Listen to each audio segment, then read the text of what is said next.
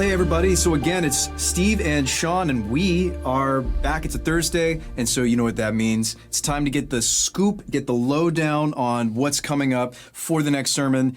Steve, we would best guess that you're going to be back in Deuteronomy next Sunday. So what's going on in Deuteronomy? Good. Lord willing, yes. I definitely want to be back in Deuteronomy next Sunday, and the next, and the next, and the next. Until the second coming. Till Jesus comes, right? No, I don't want to be in Deuteronomy that long. But there's a lot of Deuteronomy waiting for us out there. And as I mentioned, we're going to fly over big sections and then land here for a while and fly over some more and land there. Man, we need to make some tracks in Deuteronomy because just other things keep coming up. I just had 2 weeks where I didn't preach. There will be vacations coming later in the summer here. So I want to be in Deuteronomy and help our people get a sense that we've made some progress. We're actually going somewhere in this.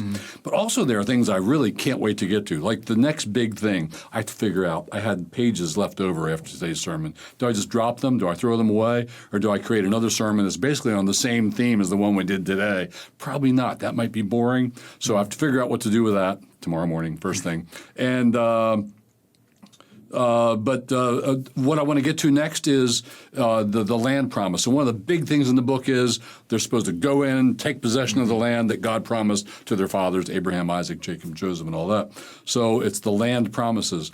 And the land promises are really interesting. Like we want to look at the patriarchs. What were the land promises? We want to look at why the first generation failed to take the land promises. And we want to look at how these people did take the land but never altogether. It was partial. And then what happened to the land promises since then? Like Israel got kicked out, then Israel was back in 1948, and they're in that land now. Is that land significant now, or what happened to the land promises?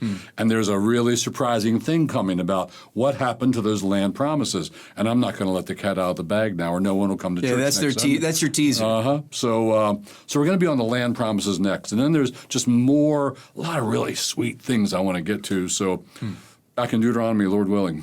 Sounds good, Steve. Well, I'm really looking forward to this series, or the rest of this series. And yeah, I think there's just so much that goes into the book of Deuteronomy, and I think it'll really anchor our people. So I'm looking forward to that.